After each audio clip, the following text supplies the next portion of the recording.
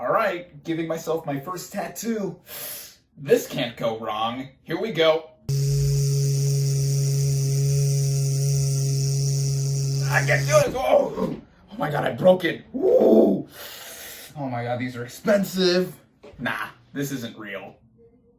What is up, everybody? Random Man here, bringing you another video during this current quarantine era. I hope everyone out there is continuing to stay safe and be well during this unpredictable time, as I am here bringing you my review for The King of Staten Island. Now, the plot of this dramedy basically follows Scott, played by Pete Davidson, a 24-year-old who must get his life together after his mom, played by Marissa Tomei, starts dating a new guy, played by Bill Burr, who is also a firefighter like his deceased father.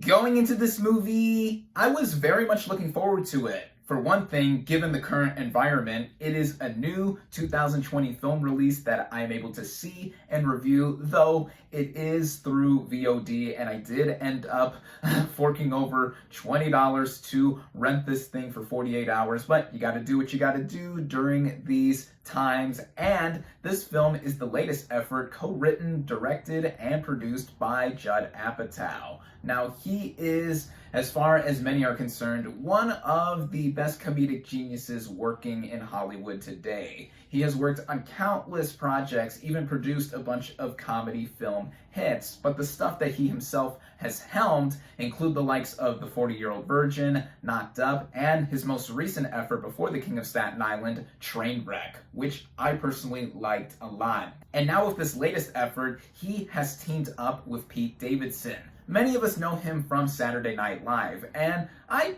personally enjoy him on that show, despite him really doing nothing more than play himself on the show, whether it is between sketches or even literally just being himself on Weekend Update. And that's what this film looked like he would be exuding. He also co-wrote this film, and a lot of the material presented here is semi-autobiographical. So it looked like this was going to be a little bit of a personal film and a lot more of a dramatic one compared to Apatow's previous works. Starting out with the cast and their performances, we have our title King of Staten Island himself, Pete Davidson, as Scott. Now, as I just mentioned, he's essentially playing a fictionalized version of himself. Scott has a bunch of things that Davidson has in real life, like ADHD, Crohn's disease, which is why he smokes a lot of weed, and he has a lot of tattoos. I'm not sure how many of them are actually for real though, but seeing him on SNL, yeah, he is tatted up everywhere. One could say that for Davidson, on top of playing himself, his character is an unlikable slacker pothead bum, which I don't disagree with. That is definitely not false, but I gotta say that for a character that he did co-write himself, it is something that is earnest of sorts to see him play somebody and experience this kind of production to a cathartic extent. In real life, Davidson's father was a firefighter. In fact, his character is named after him, and he tragically passed away on 9/11. Here in the film, that is a lot of the framing to what makes this character tick or not tick up here mentally, as he has a lot of problems there as well. Davidson in this film is just a true revelation in my eyes. He is both funny and pulls a lot of dramatic heat as well with some of the more serious moments, and I think this applies with the rest of the cast as well. We have the likes of Marissa Tomei, who plays Scott's mother, and she's great. She's always great. I love Marissa Tomei. We have Bel Powley, who plays the friend with benefits of sorts to Davidson. They knew each other since childhood and are still hanging around, and I thought that she stole some of the movie for the brief screen time that she had. Bill Burr also steals the show as the love interest to Scott's mom. There's a lot of moments in between where we see him rifting or having a lot of tension with Scott, and I think that brought out some of the comedy and drama that this movie balances. And then there are a myriad of other characters that show up around this film, such as Scott's sister, played by Judd Apatow, the real-life daughter to Judd. One could say that this role is nepotistic, but she was pretty good as far as I'm concerned for what she had to do, and also being at odds with Scott. And then there are the three pothead slacker buddies of Scott, who I enjoyed as well, one of whom is played by Moises Arias, who fans my age will recognize as Rico from Hannah Montana, and wow, yeah. I also enjoyed the addition of Steve Buscemi as a fellow firefighter. Basically, I think everyone here does an outstanding job, but of particular note is Pete Davidson. The writing of this film, as I mentioned, was done both by Judd Apatow and Pete Davidson, and one other writer whose name I'm blanking on, but with this movie being centered around a lot of what Davidson went through in real life and just his personality fitting in, this is something that at first would make for a lot of comedic moments. And this movie isn't skimping on that throughout its running time, not at all. But at this movie's core, it is more of a drama, especially compared to Apatow's previous works that are more overt in comedic nature. This is what made me into the movie from the get-go, because there are a lot of laughs to be had with this film, and getting into the comedy, I thought it was consistently hysterical throughout. I laughed hard at a lot of moments throughout the narrative, but with how this movie is in its dense dramatic effect, I think that it made for something that was eye-opening to see, and with Davidson's character in particular going through this arc and seeing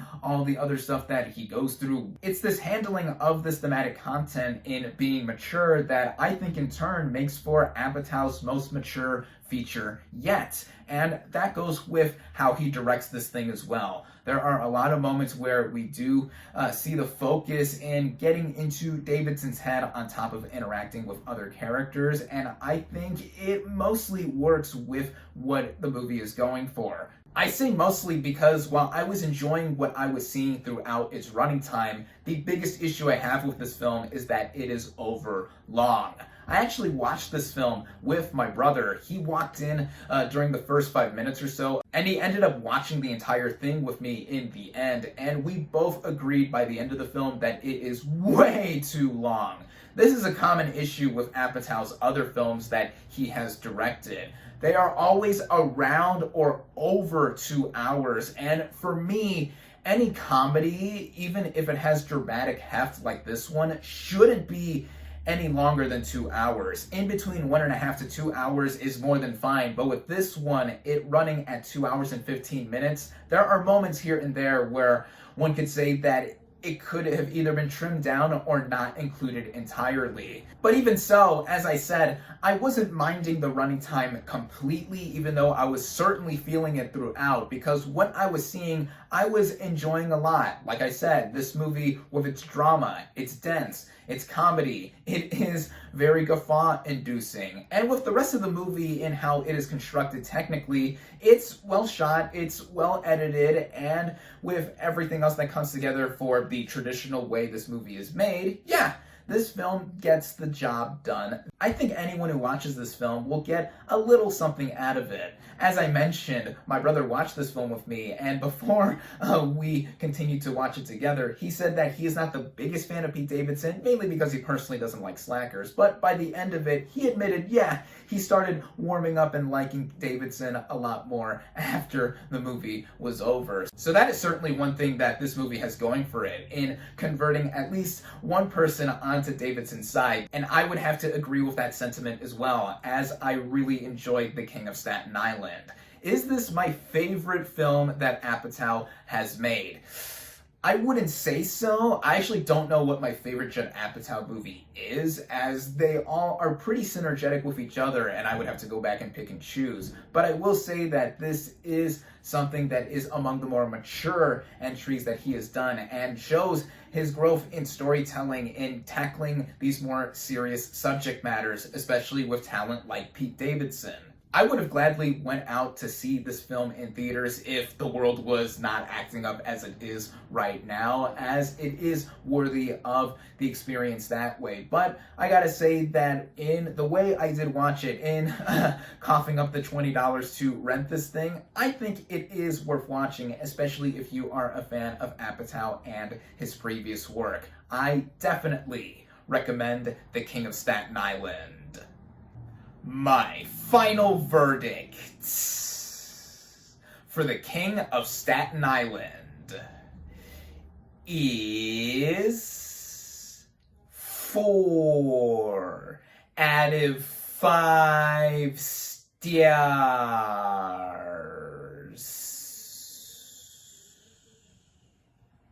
Thank you all, as always, for watching. Be sure to like this video, comment on what you thought of The King of Staten Island. Social media links in the description. Subscribe to my channel for more, and I'll catch you on the next movie review.